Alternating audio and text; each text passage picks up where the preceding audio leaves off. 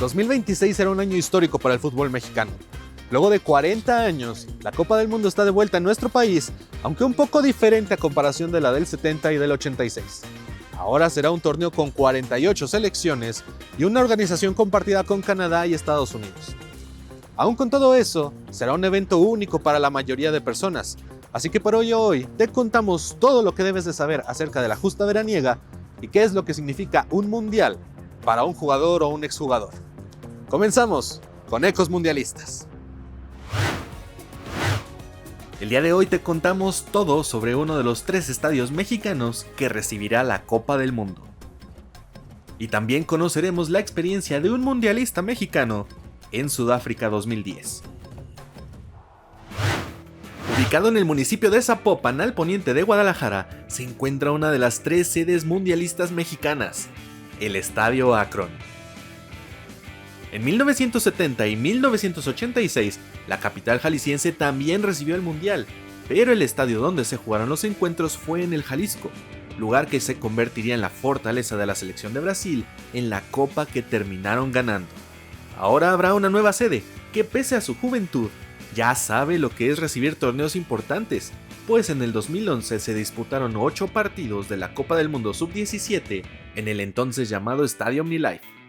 Meses más tarde, ese mismo año, el Akron fue sede de las ceremonias de inauguración y clausura de los Juegos Panamericanos, evento que terminó con México colgándose la medalla de bronce en el fútbol femenino y la de oro en masculino. Años más tarde, el Akron se convertiría en la casa de nuestro entrevistado de hoy. Luego de ser multicampeón en Pumas y un paso por Cruz Azul, Israel Castro llegaría al rebaño sagrado para aportar toda su experiencia. Cuéntanos, ¿qué hace Israel Castro hoy en sus días después de 16 años de carrera futbolística? ¿Cómo va la vida ahora? Pues bien, pues he tenido algunos movimientos. Evidentemente después del retiro pues uno empieza pues a preguntarse hacia dónde ir, hacia dónde no ir, qué nos gusta, qué no nos gusta.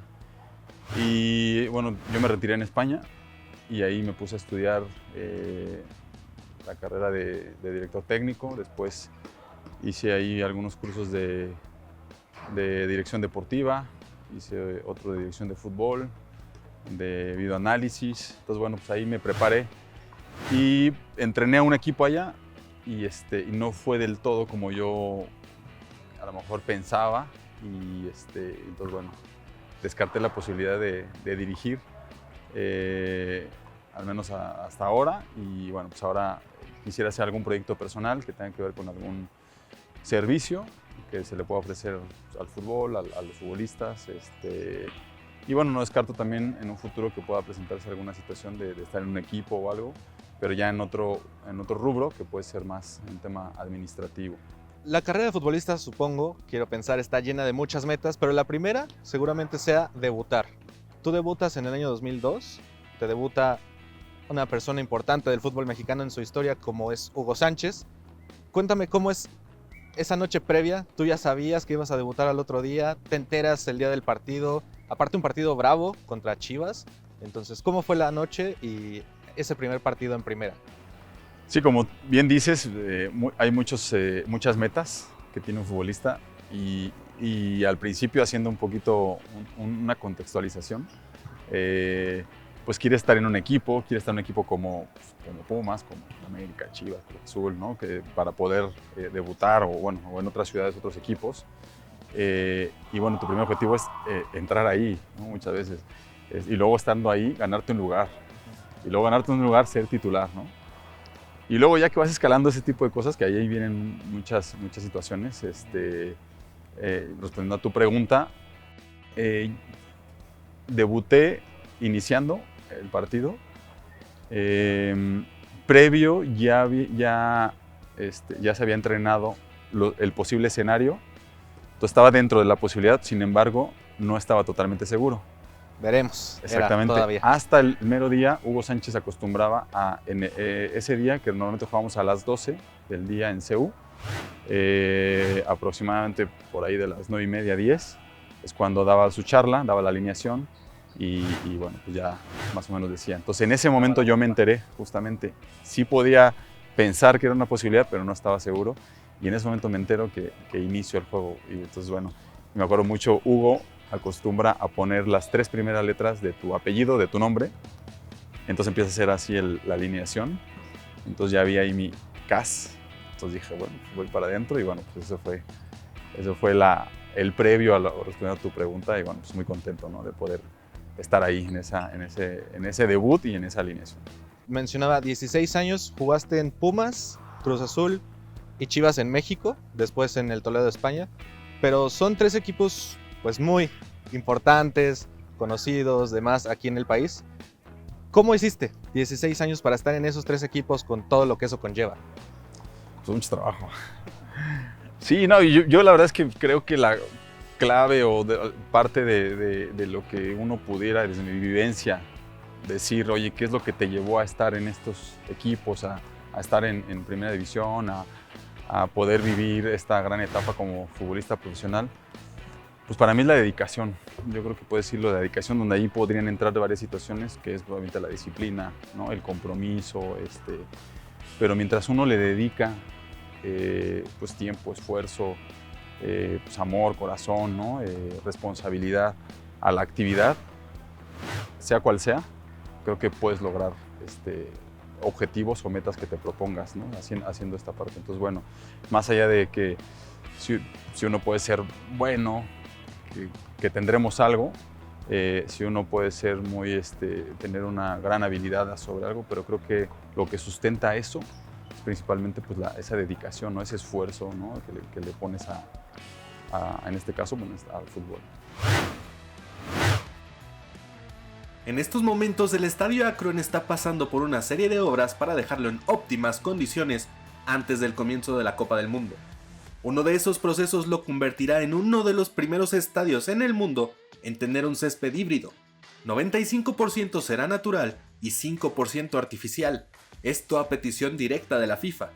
Además, como ya lo demostró durante la Apertura 2025, obtuvo un nuevo sistema de drenaje para garantizar que llueva, truene o relampaguee, los partidos se puedan jugar.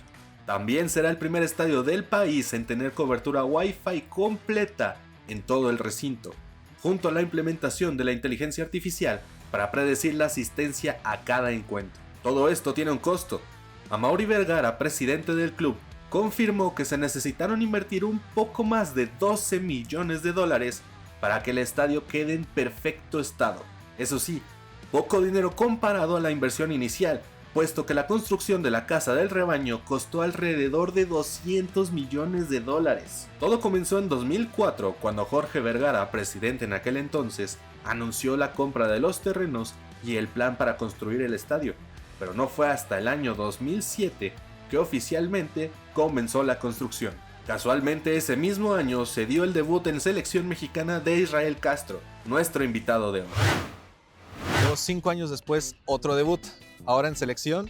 El mismo Hugo también te vuelve a convocar ahora para selección.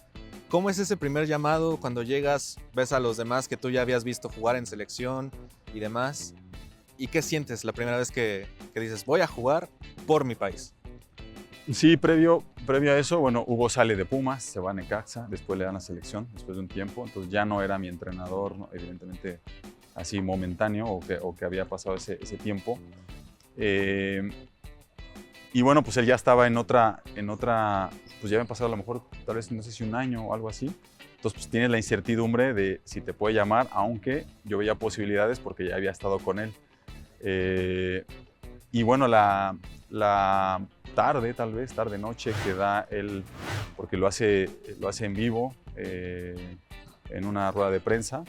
Yo estábamos, yo creo que todos los jugadores, en ese caso yo estaba con mi esposa, estábamos pues, ahí expectantes de lo que sucedía y esperando la lista. Y bueno, se escucha obviamente el nombre y pues también muy contentos de poder estar en otra nueva etapa como futbolista, otro de los retos que tiene un futbolista, que es poder vestir la playera de la selección, ¿no? Entonces, bueno, pues muy contentos y bueno, pues otro sueño se cumplió, ¿no? Debutas en 2007 con la selección, en febrero contra Venezuela, y en ese mismo verano estaba el compromiso con 2 torneos, había Copa Oro y Copa América. Copa América hacen un gran papel, le ganan a Brasil en el debut, luego con Paraguay 6-0, un resultado abultadísimo y llegan al tercer lugar. pero también se juega Copa Oro. ¿Cómo estuvo la situación ahí? Porque hubo quienes sí repitieron en Copa América, hubo quienes después de la Oro dijeron yo ya no voy. Ahí, ¿tú cómo fue el asunto? ¿Dijiste yo voy allá o donde tú quieras voy? ¿Cómo estuvo? Sí, sí fue algo raro, incluso polémico, que bueno, habrá distintas voces que opinen, incluso los protagonistas más. Y hablo también de porque hubo gente que había varios que estaban jugando en Europa en ese tiempo, ¿no? Osorio, creo que Pavel, Rafa, Salcido, el Maza, me parece. Y entonces creo que pidieron como jugar un torneo solamente para poder tener unas vacaciones. Entonces, eso es lo que sabemos, ¿no? Y recuerdo que yo fui a la Copa Oro, pero no jugué. Creo que Correa, no me acuerdo si Fausto Pinto, yo y no sé si éramos unos 4. No jugamos y ya estaba de alguna manera como previniendo para los que no iban a estar en Copa América. Entonces no sé si al elegir, no sé cómo fue ahí la situación de que, ok, ¿qué quieren jugar? Y no sé si dijeron Copa Oro o bueno, los voy a llevar a Copa Oro, pero no sé cómo, no sé quién decidió eso. Entonces después ya se juega la Copa Oro, de hecho perdimos contra Estados Unidos la final y de ahí a Copa América directamente. Y ahí ya no fueron los jugadores que habían, pues no sé si pedido, se les había dicho que ya no iban, no sé si era Pavel, no sé si era Osorio, no sé si era Salcido, o sea, creo que los mismos que te mencioné que están jugando en Europa y bueno, pues yo creo y bueno, pues nos vamos a los demás y ya, ahí ya me tocó jugar, le tocó jugar a Correr, le tocó jugar a Fausto, Iba Arce, bueno. Entonces bueno, ya otros varios que también repitieron, ¿no? Y Rafa, creo que entre ellos son los que repitieron. El Estadio Guadalajara, como será conocido durante la próxima Copa del Mundo, se llenó de momentos históricos desde su primer día. El primer partido oficial que se jugó en esa cancha fue un Chivas contra Manchester United, un encuentro que funcionó para dos cosas: inaugurar el estadio nuevo en un lleno total y marcar la transferencia de Javier Chicharito Hernández al equipo inglés a cambio de $7.5 millones. El delantero mexicano jugó una parte para cada equipo y escribió su nombre en letras de oro al marcar el primer gol en la historia del estadio, ayudando al Guadalajara a llevarse la victoria ese día con un marcador de 3-2.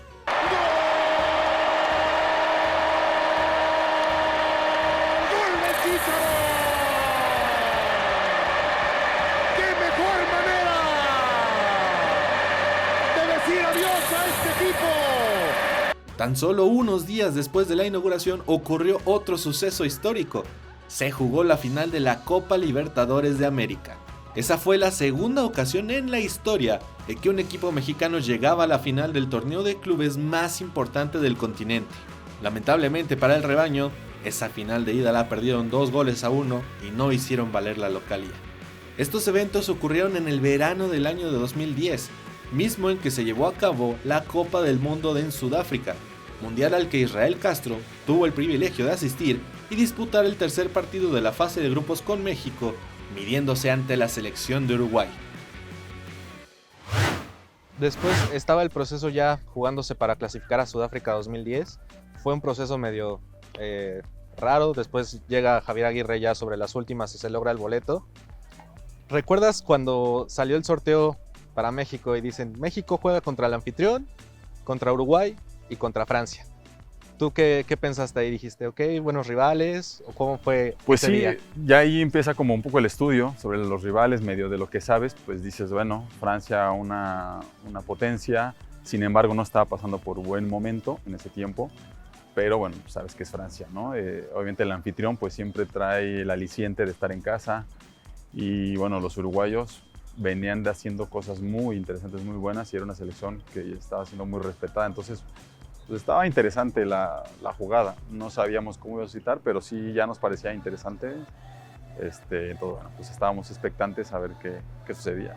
Luego, Sudáfrica fue el primer mundial que se juega en África, valga la redundancia. Un mundial fuera de lo común. ¿Recuerdas cómo fue esa llegada a Sudáfrica, un país tal vez completamente desconocido para prácticamente todo el equipo? ¿Cómo se respiraba el ambiente en la ciudad? En Soccer City se le llamó al estadio que estaba ahí a los alrededores de Johannesburgo. porque pues es muy distinto jugar un partido en México o en Estados Unidos, que suele jugar la selección, a un país como Sudáfrica.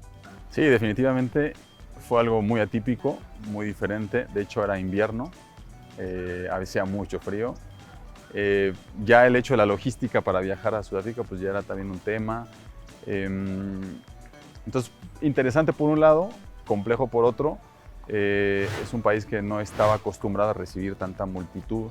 La gente no está preparada para dar el servicio, ¿no? Pues, de hospitalidad, digamos. Entonces, bueno, complejo. Hicieron muchos hoteles, hicieron muchas cosas nuevas. Entonces, bueno, yo creo que también pues, le venía bien ese impulso. Pero sí hubieron cosas pues, raras, curiosas. Lo que sí, la gente maravillosa, era mucho de dar. La gente, pues a lo mejor no desconocía, como nosotros que somos un país turístico, España, desconocía a lo mejor de cómo hacer ese servicio, pero lo hacía de mucho corazón y tú notabas que les estaban esforzando bastante. Pero bueno, hubieron cosas complejas, como me acuerdo una vez que en un partido creo que la familia, a algunos no llegó el autobús porque el chofer pues, ya no quiso trabajar, no sé qué pasó, cosas de ese estilo, ¿no? Entonces bueno, pero parte de toda esa aventura y la verdad pues interesante en ese lado, ¿no? Un contexto diferente que yo tampoco había vivido ni sabido tanto sobre Sudáfrica y ahí me enteré un poco más de ciertas cosas. Entonces bueno, pues la verdad es que fue enriquecedor. En la concentración llevábamos nuestro propio chef, así viaja la selección, para evitar cualquier situación. Entonces, la comida prácticamente llevan pues, las verduras, llevan prácticamente todos los insumos pues, para evitar alguna situación, ¿no? Pero sí me acuerdo, fíjate, ahí de un postre que preparan, que era como una especie de tarta. Y me acuerdo que nos gustaba a todos, entonces agarrar un pedacito antes de servirnos, porque sabíamos que se iba a acabar. Entonces, antes de servir la comida, pues bueno, un poco ahí.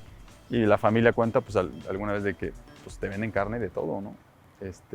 No, la verdad no sé si esté tan permitido o no, pero sí te venden carne de todo tipo. Entonces, bueno, dice que mi papá, pues, llegamos a probar carne, a veces ya ni preguntábamos, porque venía en el menú o lo que sea, y comíamos. Entonces era algo como raro, ¿no? Pero sí.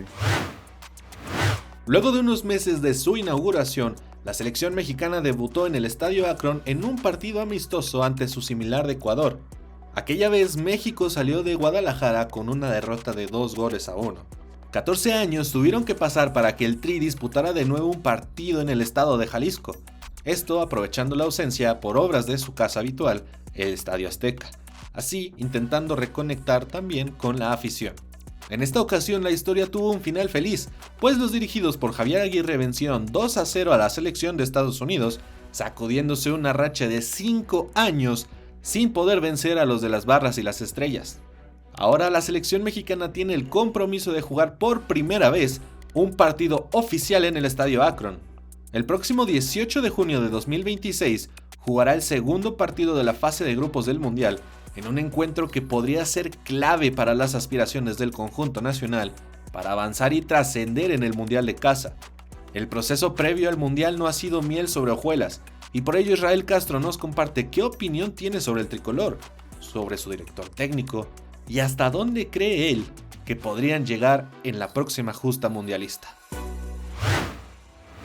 Sí, bien, primero, haciendo un paréntesis, como país, es muy padre. Ahora nos va a tocar a muchos que no vivimos lo otro o que no nos dimos cuenta, pues es muy interesante, ¿no? Como país poder ser parte, porque al final compartes, ¿no? la sede.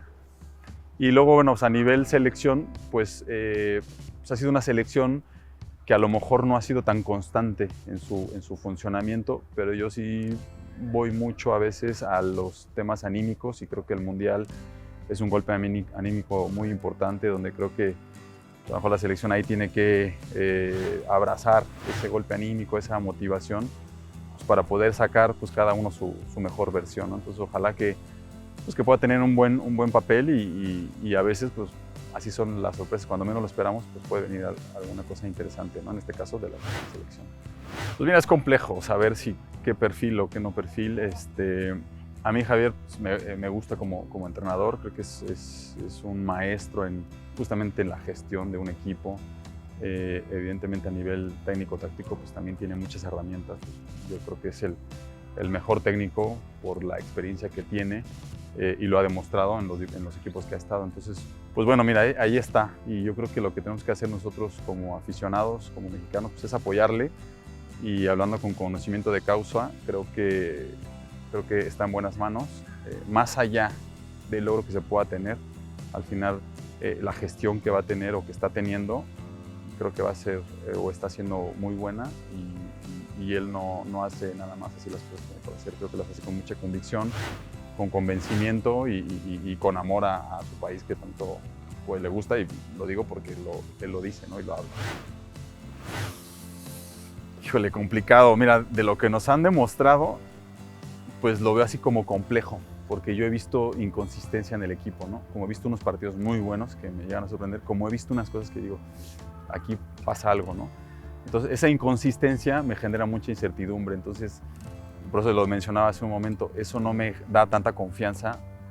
Sin embargo, el golpe anímico que puedan tener, si lo saben llevar bien y lo agarran como motivación, pues yo espero que trasciendan en el camino, sin decir a lo mejor algún punto en específico, pero que sí que trasciendan y que puedan lograr algo bueno.